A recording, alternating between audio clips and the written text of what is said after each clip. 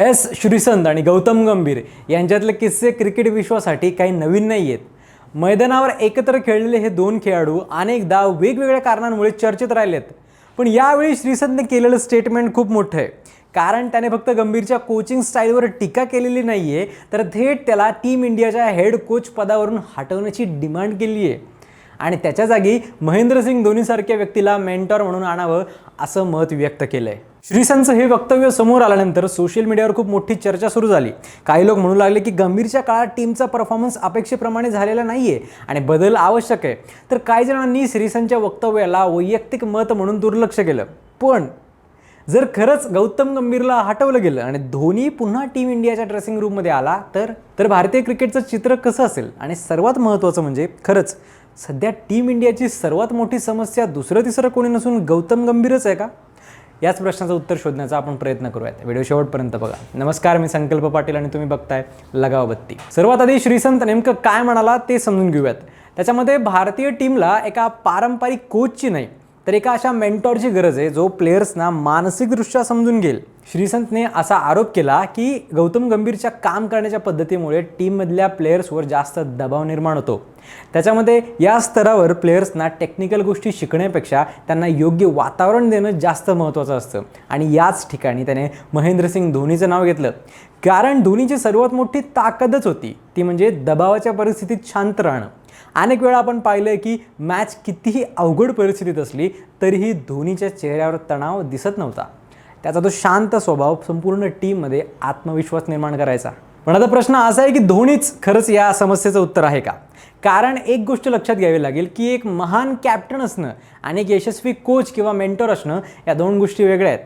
यात कोणताही वाद नाही की धोनी हा भारतीय क्रिकेटच्या इतिहासातल्या सर्वात यशस्वी कॅप्टनपैकी एक आहे.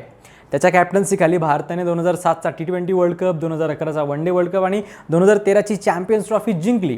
त्याने विराट कोहली, रोहित शर्मा, रविचंद्रन अश्विन, रवींद्र जडेजा यांसारख्या अनेक प्लेयर्सना योग्य वेळी योग्य संधी दिली. पण आंतरराष्ट्रीय स्तरावर पूर्ण वेळ कोच म्हणून काम करणं ही पूर्णपणे वेगळी जबाबदारी आहे. रोजच्या प्रॅक्टिसपासून टीम सिलेक्शनबाबतच्या चर्चेपासून स्ट्रॅटेजी तयार करण्यापर्यंत आणि वेगवेगळ्या प्रकारच्या प्लेयर्सना हाताळण्यापर्यंत अनेक गोष्टी त्यामध्ये येतात.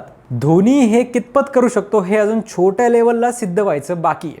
शिवाय चेन्नई सुपर किंग्जमध्ये तो सध्या ॲक्टिव्ह असूनही टीमची अवस्था मागच्या 2 वर्षांपासून तितकीशी चांगली नाही आहे.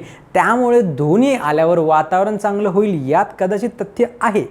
पण टीमचा परफॉर्मन्स वाढेल हे प्रॅक्टिकली कितपत शक्य आहे हे सांगता येत नाही. आता दुसऱ्या बाजूने पाहिलं तर गौतम गंभीरवर होणारी टीका पूर्णपणे चुकीची आहे असंही म्हणता येणार नाही. राहुल द्रविडनंतर जेव्हा गौतम गंभीरने टीम इंडियाच्या मुख्य कोचची जबाबदारी स्वीकारली तेव्हा त्याच्याकडून खूप मोठ्या अपेक्षा होत्या. कारण एक प्लेअर म्हणून त्याने भारतासाठी अनेक मोठ्या मॅचेसमध्ये महत्त्वपूर्ण इनिंग्स खेळल्या होत्या. 2007 T20 वर्ल्ड कप फायनल आणि 2011 वर्ल्ड कप फायनलमधली त्याची बॅटिंग आजही भारतीय क्रिकेटच्या इतिहासात लक्षात ठेवली जाते. त्यानंतर IPLमध्ये मेंटॉर म्हणून कोलकाता नाईट रायडर्सला यश मिळवून देण्यात सुद्धा त्याचा मोठा वाटा होता. त्यामुळे गंभीरकडे क्रिकेटचं ज्ञान नाही आहे असं म्हणता येणार नाही. मात्र कोच म्हणून त्याच्या कार्यकाळात असे काही निकाल लागले ज्यामुळे प्रश्न उपस्थित झाले. विशेषतः टेस्ट क्रिकेटमध्ये भारताला घरच्या मैदानावर काही मोठे धक्के बसले. भारतासारखी टीम जी अनेक वर्ष घरच्या मैदानावर जवळजवळ अजिंक्य मानली जात होती तिला न्यूझीलंड आणि इतर मजबूत टीम्स विरुद्ध अडचणींचा सामना करावा लागला. यामुळे वर्ल्ड टेस्ट चॅम्पियनशिपच्या पुढच्या प्रवासावर सुद्धा प्रश्न निर्माण झाले. T20 वर्ल्ड कपचं पूर्ण श्रेय सुद्धा अनेक जण गंभीरला देत नाहीत. शिवाय विराट कोहली आणि रोहित शर्मा यांच्या टीममधल्या जागेवर जी टांगती तलवार आहे तिलाही गंभीरच जबाबदार आहे. आणि वर्ल्ड कप आधी कसं तो या दोघांना टीममधून बाहेर काढतो यावरच त्याचं लक्ष असल्याचे आरोप त्याच्यावर सतत केले जातात. कोहली आणि गंभीर यांचं आधीपासूनच पटत नाही आणि रोहित शर्माचं टीममधलं वर्चस्व गंभीरला बघवत नाही म्हणून तो वयाचा बहाणा देत या दोघांच्या मागे लागल्याचं बोललं जातं. त्यामुळे चाहत्यांच्या मनात एक प्रश्न निर्माण होणं स्वाभाविक आहे की या टीममध्ये नेमकं कुठे काय चुकतंय आणि या टीमची सर्वात मोठी अडचण दुसरं तिसरं कोणी नसून गंभीरच आहे का? पण इथे एक गोष्ट आपण विसरून चालणार नाही की क्रिकेट हा एका व्यक्तीचा खेळ नाही आहे. जिंकली तर सगळी वाहवा कोचला आणि हारली तर संपूर्ण जबाबदारी कोचवर असं एकांगी हिशोब कधीच नसतो. मैदानावर शेवटी निर्णय प्लेयर्सच घेतात. बॅट्समनला रन करावे लागतात, बॉलरला विकेट्स घ्याव्या लागतात आणि कॅप्टनला परिस्थितीनुसार निर्णय घ्यावे लागतात. एक कोच दिशा देऊ शकतो, वातावरण तयार करू शकतो, चुका दाखवू शकतो, पण प्रत्येक चेंडूवर तो मैदानात उतरून खेळू शकत नाही. याच कारणामुळे श्रीसंतच्या वक्तव्याकडे दोन बाजूंनी पाहण्याची गरज आहे. एका बाजूला त्याचं म्हणणं योग्य वाटू शकतं की आधुनिक क्रिकेटमध्ये मेंटॉरची भूमिका खूप महत्त्वाची झाली आहे. अनेक वेळा अनेक मोठ्या टीम्समध्ये अनुभवी व्यक्ती प्लेयर्सना मानसिकदृष्ट्या तयार करण्यासाठी ठेवल्या जातात. धोनीसारखा अनुभवी क्रिकेटर या भूमिकेत आला तर त्याचा फायदा नक्कीच होऊ शकतो. पण दुसऱ्या बाजूला फक्त काही खराब निकालांमुळे गौतम गंभीरला लगेच हटवणं हेही योग्य ठरेल का, हा सुद्धा एक मोठा प्रश्न आहे.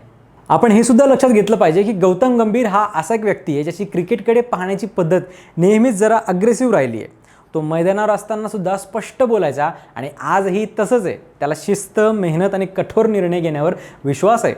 काही प्लेयर्सना अशी स्टाईल योग्य वाटू शकते, तर काहींना धोनीसारखी शांत आणि रिलॅक्स स्टाईल अधिक आवडू शकते. पण याचा अर्थ एक पद्धत बरोबर आहे आणि दुसरी चुकीची आहे असा होत नाही. कदाचित भारतीय क्रिकेटला आज गंभीर आणि धोनी या दोघांच्या विचारांची गरज आहे.